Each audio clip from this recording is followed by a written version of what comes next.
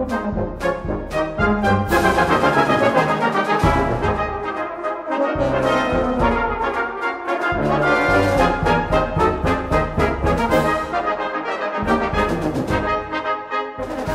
of the Potomac has been just kind of put together this year. We've always wanted to do something in Washington, D.C. with all these brass players that we have with the service bands, but there never really has been a full-time brass band until now. The band came together because Chris Denard, a friend of mine, came to me. He knew many of the players in the military bands, and he said, you know, Steve, there's a lot of interest in playing British-style brass band music. I was inspired to organize the brass band because I met Steve in the National Cap Band, the regional Salvation Army band here in D.C. Thinking to myself, why not form a brass band? So I got the idea and talked to Steve about it. At first he thought it was a joke. So it was Chris's kind of push that made me think maybe this could happen. It's such a unique ensemble because of the caliber of the players in the group. Not only the caliber, but where they come from. With the combination of players from all the different service bands, and as well as many freelance players and Salvation Army players, all putting their talents together is really remarkable. How I selected the members of the bands through friends and other bands in the DC area. I talked to one guy and then he would automatically say, hey, I know this guy, and maybe they've played in a brass band before, or maybe they haven't, but they've heard about brass band playing, and of course it's different from any other bands that we played in. Brass of the Potomac is different from most other brass bands in this country because most other bands are community groups. Sometimes college universities will put together an ensemble of their best players. The great thing about this band is that everyone is volunteering their time to do this, so that it means everyone makes sacrifices. They're not getting paid, so they spend time away from their families, time away from their other job and their leisure time to make this a really special group.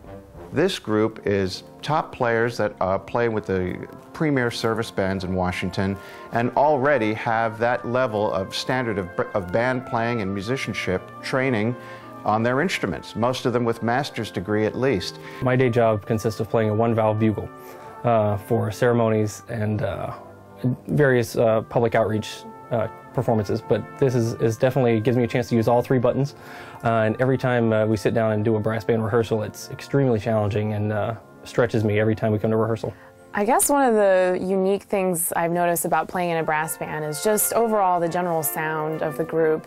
You know, coming from an orchestrally trained background, playing with the alto horns and the baritones and all these different instruments and the rich sound of the cornets is totally different, and just finding my part within all that has been different. I really enjoyed working with the band, not only as a large ensemble, but also with the sections, whether it was the cornet section or the trombone section, the tuba section, all of the sections, they would play together so well. They blended so well. The group really comes together in a couple of different ways. As we've been maturing as a musical ensemble, we've come together that way. But more importantly, I think everybody's having a great time.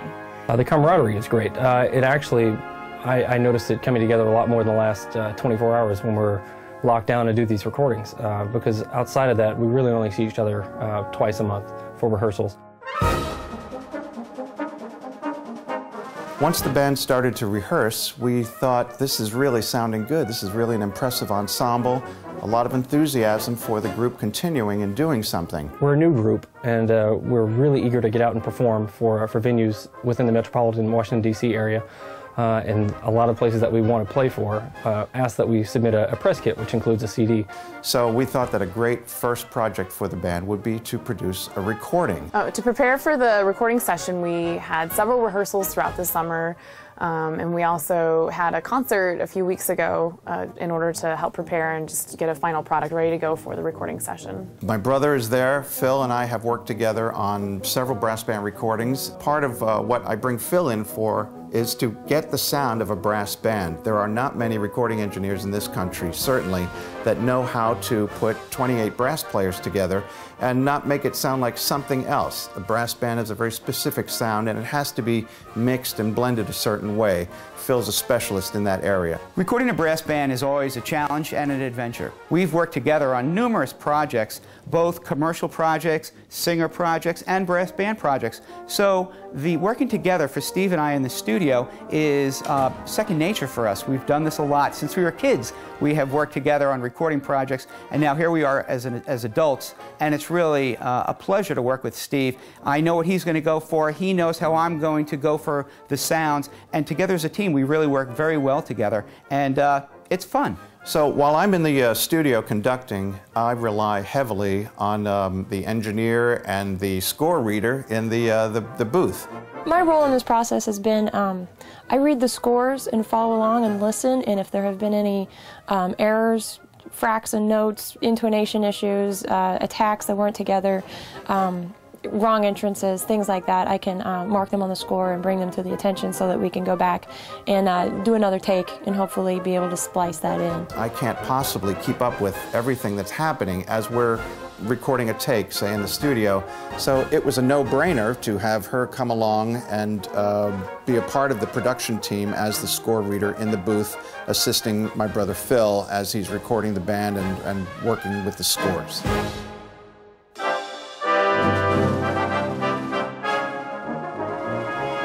Once the band got into the recording studio, I noticed that there was a lot more attention to detail. Everybody was marking parts, and with these professionals, they don't let too much go by as far as different articulations and phrasing. We were coming to another sort of point in pulling everything together where everybody would ask more questions because they wanted to get everything so precisely together. And so the attention to detail, once we actually got to the recording session, was really fun to watch. I think making a recording is an excellent way just to raise our own personal level of the group and put everybody on the spot all the time.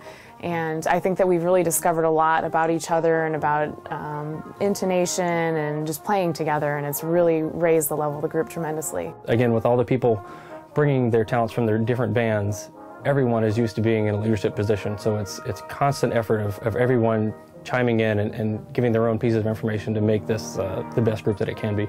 I've been in recording sessions with different types of ensembles, and you've had to piecemeal things together. You know, you have to have the woodwinds do this section again, you have to have the French horns do this, you have to have the trumpet section do this.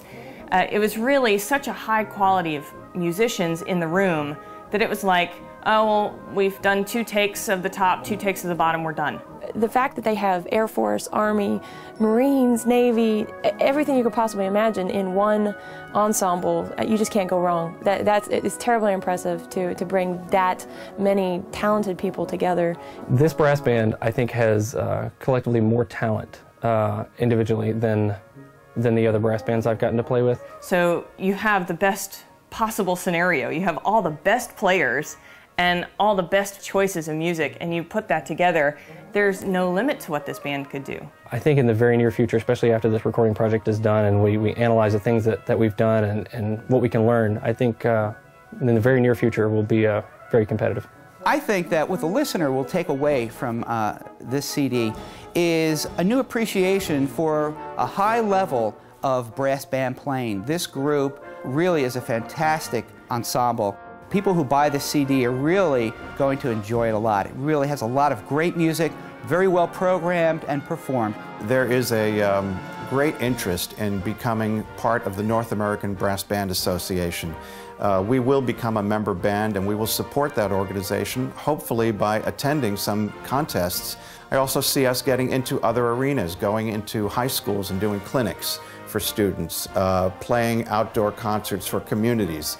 And that's another side of what we want to do. So our music, our program has great variety, and we will have great flexibility as we look to the future with this group. I think it's going to be one of Washington's premier ensembles, a go-to place to hear great music.